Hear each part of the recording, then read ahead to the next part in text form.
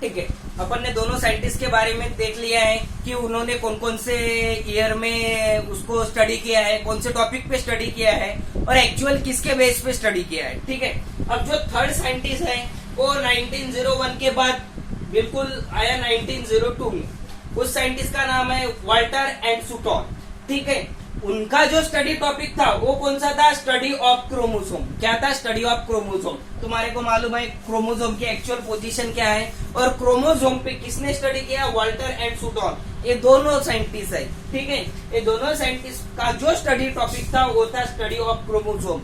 ये ध्यान में रखना है तुमको, क्योंकि मैच द कॉलम पे एक कौन सा भी कॉलम मैच करने को दे सकते हैं। अपने को कितने कॉलम दिख रहे हैं? यहाँ पर 4 कॉलम दिख रहे हैं, तो 4 कॉलम में अपने को कौन से भी 2 कॉलम दे सकते हैं वो मैच करने के लिए। उसमें का साइंटिस्ट का नाम तो कंफर्म ही रहेगा, फिर साइंटिस्ट के नाम के साथ अपने को उसका ईयर ज्वाइन करना पड़ेगा या स्टडी टॉपिक या उसकी डिस्कवरी। ठीक है, अब देखो इन्होंने स्टडी काय पे किया? स्टडी ऑफ क्रोमोसोम पे। अब सबसे इंपॉर्टेंट है paired chromosome in the grasshopper cell. Grasshopper यानी तुमको मालूम है नाकतोड़ा, क्या बोलते हैं अपन उसको मराठी में? नाकतोड़ा। किसको? ग्रास शॉपर को। अब क्या किया उन्होंने? ग्रास शॉपर का सेल लिया। अब यहाँ पर कंसिडर कर लो कि ए जो क्या है कौन है? सेल है। ये सेल समझो किसका है? ग्रास शॉपर का है। और उसके अंदर क्या रहेगा? न्यूक्लियस। और न्यूक्लियस के अंदर क्या रहेंगे? क्रोमोसोम। लेकिन ये जो सेल अपन ने कंसिडर किया है, ये सेल किसका कंसिडर किया है अपन ने? ग्रास शॉपर का। ग्रास शॉपर के क्रोमोसोम का क्या किया है उन्होंने? स्टडी किया है। ये दोनों साइंटिस्ट ने, वाल्टर एंड सूटॉन ने। और कैसे क्रोमोसोम का स्टडी किया है? पेयर्ड। कैसे? पेयर्ड। अब देखो ये इस टाइप का क्रोमोसोम रहा तो इसको क्या बोलेंगे अपन? सिंगल।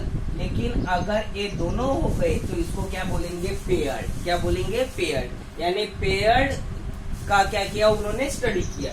अब देखो 4th नंबर का साइंटिस्ट आया 1944 में। कौन से इसमें है? 1944 में।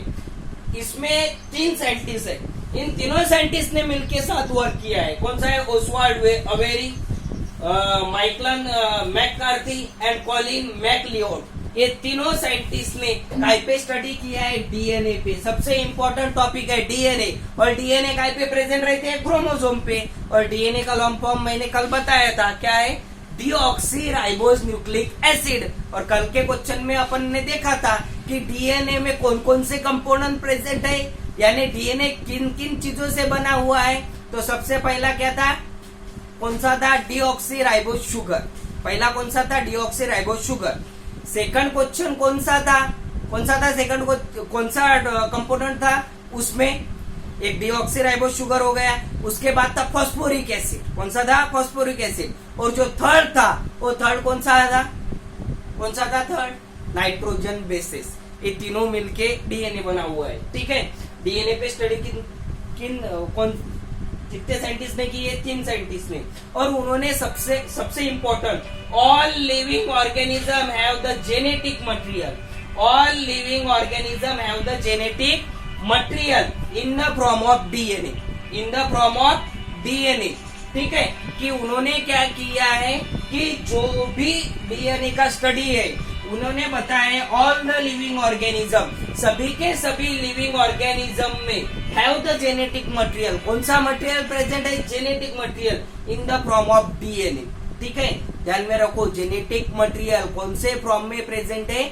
डीएनए के फॉर्म में प्रेजेंट है। और सबसे इंपॉर्टेंट केस भी उन्होंने बताई है, एक्सेप्ट वायरसेस, यानी वायरसेस को छोड़ के सभी लिविंग ऑर्गेनिज्म में जो जेनेटिक मटेरियल प्रेजेंट है वो जेनेटिक मटेरियल काय के फॉर्म में प्रेजेंट है? डीएनए के फॉर्म में प्रेजेंट है।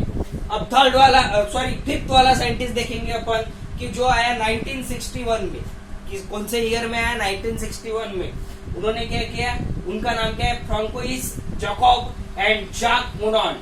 ठीक है, कितने साइंटिस्ट है? 2 साइंटिस्ट। और वो दोनों साइंटिस्ट ने कौन से स्टडी टॉपिक पे वर्क किया है? प्रोटीन सिंथेसिस पे वर्क किया है। काय पे स्टडी वर्क किया है? Protein synthesis. उसके बाद उन्होंने डिस्कवरी की है और कंट्रीब्यूशन दिया है, अपने वर्क का कंट्रीब्यूशन दिया है। कंट्रीब्यूशन देना यानी अपन उसको मराठी में बोल सकते हैं योगदान देना, अपनी कुछ हेल्प देना। ठीक है, तो क्या है? A model for the process of protein synthesis with the help of DNA in the bacterial cell. देखो, a model for process of protein synthesis with the help of DNA in the bacterial cell. अब इसको consider कर दो, bacteria का cell है। किसका cell है? Bacteria का सेल। और सभी ध्यान में रख लो, एक तुमने वर्ड सुना होगा, central dogma of protein synthesis.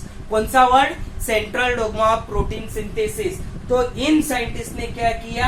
Protein synthesis का क्या किया? डिस्कवरी बताई है, यानी प्रोटीन का सिंथेसिस कैसा होता है, किसके हेल्प से?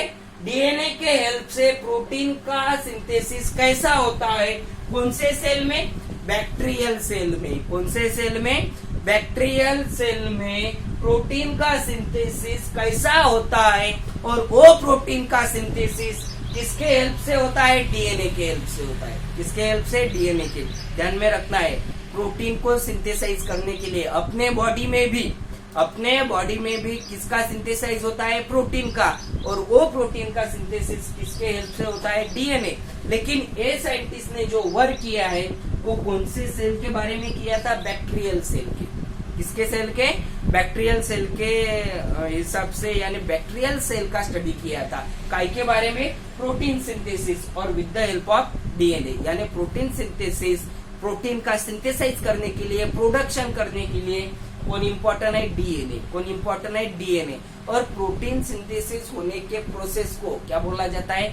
Central dogma of protein synthesis. Clear? तो इस टाइप से अपन ने हिस्ट्री ऑफ जेनेटिक्स यानी हेरिडिटी एंड हेरिडिटी चेंजेस का क्या लिया है? अपन ने टॉपिक क्लियर कर लिया है। ठीक है, ये सिर्फ साइंटिस्ट है, उन्होंने कौन कौन से टॉपिक पे वर्क किया है और किस टाइप से वर्क किया है ये दिया हुआ है। ठीक है, थैंक यू।